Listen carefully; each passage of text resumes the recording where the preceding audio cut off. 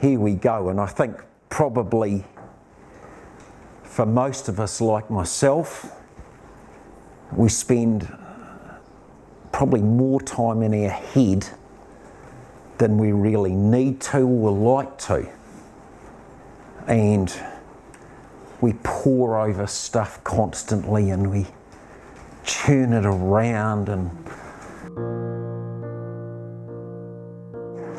but generally we're trying to save other people's problems to avoid having to deal with our own.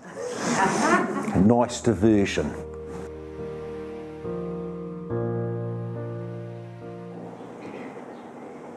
The eyes are the window to the soul, but the heart is where we carry all our hurt and woundedness from the affairs of our life and the suffering that we've been through. And we store it all there away for some reason, because we generally don't know how to deal with it. So we find that generally it's safer and less painful to spend the majority of our time in our heads. I mean, after all, the mind's a wonderful thing, isn't it? It can give us certainty and clarity and predict into the future and plan things, and it's absolutely fantastic if you want to buy a new washing machine.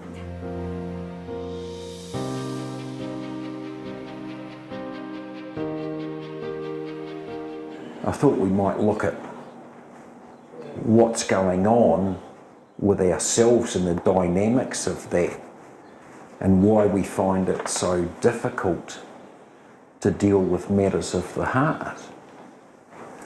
Because generally the pain of that and our inability to have the management skills to deal with that usually just puts it all in the too hard basket. So what I found with my observations is that when we're hurt and wounded, we carry this around and we guard our heart, and we think that we'd like to live more wholeheartedly and connect with other people and form relationships, but we only ever really go so far, because sitting in the back of our mind is always the thought that if I open up and allow myself to be vulnerable, as per the past, there may be a chance that I might get taken advantage of. I might be ridiculed or condemned or become an outcast, full stop, because it's not approved of. So we always hold back a little bit, and we only try and measure how much we're going to open up with any one person we meet, until we can gauge whether it's safe enough to do so or whether we just retreat completely. And that fear is present, and it's probably quite necessary in some regards. But if we want to heal the heart, then we've got to deal with what's keeping it closed. And usually the root of that comes from our relationships. I mean, you get to our age, I doubt there's anybody in this room that isn't dragging around some baggage somewhere. Let's be honest about that. So at some point, we're going to have to drag the whole lot into the light of day, kicking and screaming, and rummage through it and sort it out.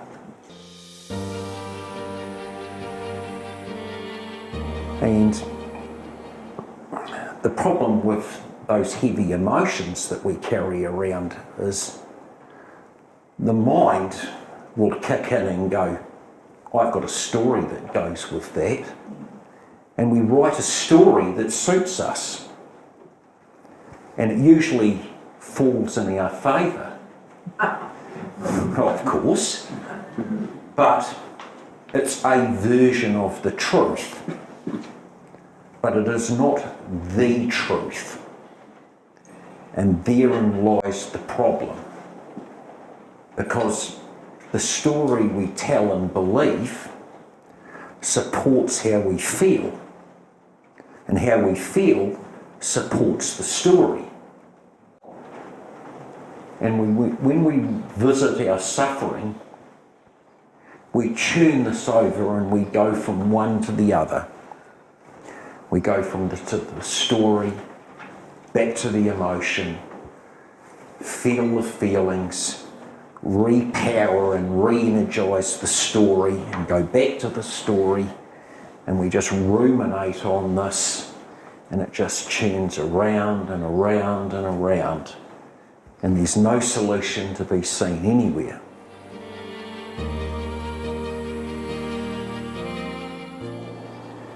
And the problem is we're trying to solve this with the mind. But unfortunately, the mind is extremely unreliable. It's a profound liar, for starters. And it all started with the first story that you told, because it wasn't even the truth. It was a version of it. So, an example is two brothers have a fight, and they go their separate ways. And 40 years later, they're still not talking to each other. And you talk to one brother and he starts telling the story, and he can't even remember what the fight was about. So you press him a little bit, and he will instantly fill the gaps with a new story. And of course, leaning in his favour, of course. And he'll rewrite the story as required in the moment, right then and there. How can you possibly work with that? Profuse liar, extremely unreliable. It's not like you're going to get the honest truth out of it, are you? Well, let's be honest. But however, when you ask him about how he feels about that, the feelings from 40 years ago, as hard and as raw as they are, can be brought to the present moment in the blink of an eye. And in that moment, they've transcended time and space, and they've lost none of their power in the 40 years that have gone by. Now that's reliable. That's what we can work with. So we pick up the emotions that are in play with the suffering that's gone in our lives, and we look at those emotions, and then we have to pick up the story again and go, is the story true? And does it serve me? The majority of the time, both of those answers are no. But the chances are we wrote that story a long time ago, and we embellished it a little bit, and it's become a little bit more colourful over time. But what we need to do is go back to the story, and we need to be honest with ourselves and honest about the players that were involved in our suffering. And we need to tell the story a little bit more accurately and a bit more honestly about what was going on. Because the reality is when we wrote our own story, there was absolutely no consideration for the other people who were involved in that interaction. It was all about us.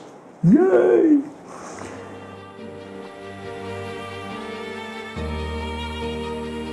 So, if we actually go to those people, if we can, or we can just analyse it a little bit more clearly than what we did 40 years ago, we can paint a very different picture of what the story was really like. And we can find out that those that were involved had struggles of their own that we weren't aware of. They were just trying to manage their own lives. They weren't malicious or deliberately trying to do anything to you. And when we rewrite our story, there's a couple of things that kind of happen in the subconscious along the way of that journey, because we've attempted to become more understanding about what's really going on.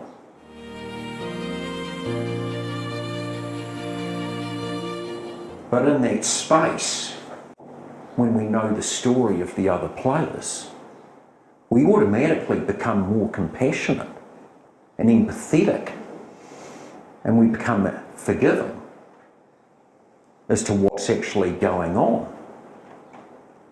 And then when we turn back to our emotions and look at those, we find that they no longer serve us. And they probably never did until we actually got it and we got real with ourselves.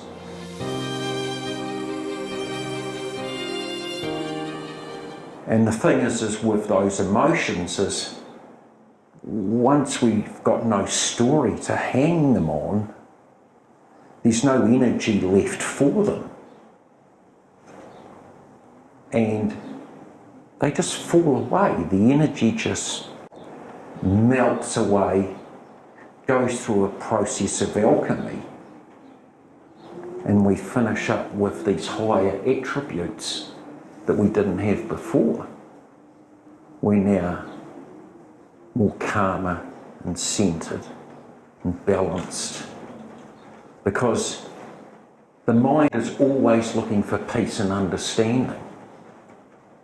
And when you deliver that to it,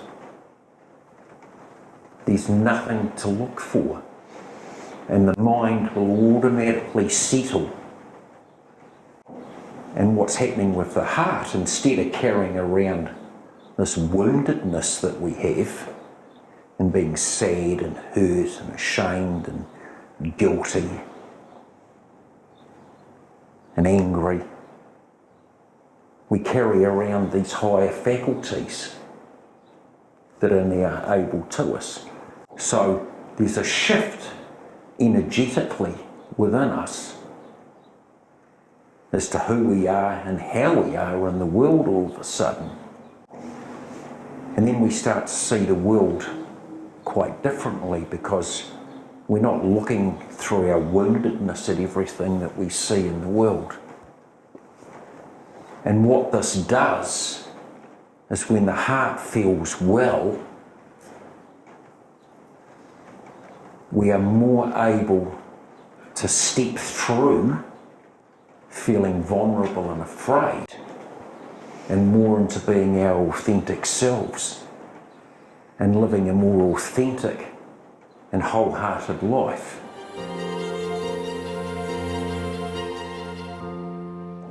And because of that, we are then able, perhaps for the first time in our life, to form deep, really deep, meaningful connections with people. And there's no fear ticking away in the background. We live wholeheartedly, and we live more balanced, because we're living from our heart and we live from our head. And we can swap between the two at any time when necessary.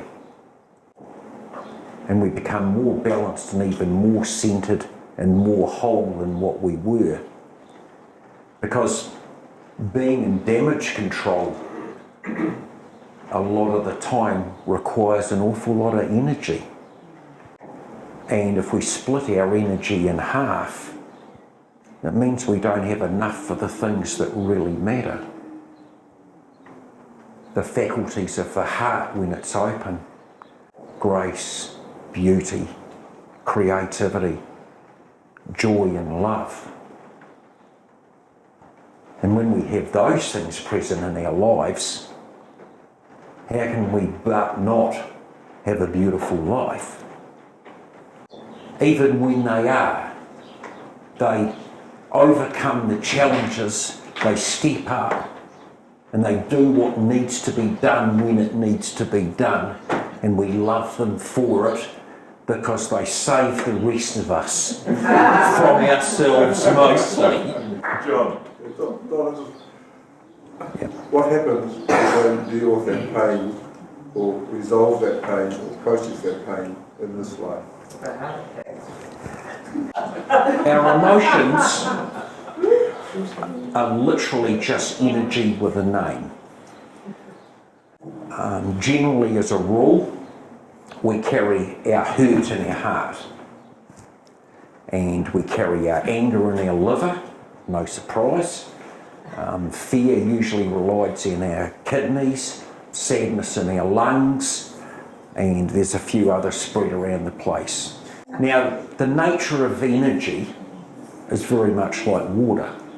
It gives life to everything. But if we stop it from flowing, it becomes stagnant, and then it has the ability to start causing us some real trouble. And usually that energy that's trapped within our body as a blockage somewhere will present itself as some form of dis-ease. And when it does, we usually just rush off to the doctor and get some pills.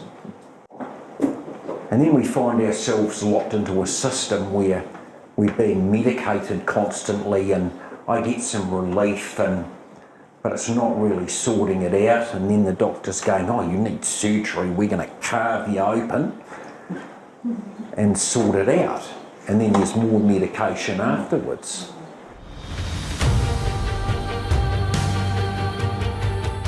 But I think if we want to bring about change, instead of pandering around dealing with band-aid solutions, we've got to get to the root cause of what's going on within ourselves. Because that's where the answers are, and that's where the solutions are as well. So if we want to be wholehearted and live in the world the best we can, we're going to have to do the work. There's no avoiding it, I'm afraid. On that note, thank you very much.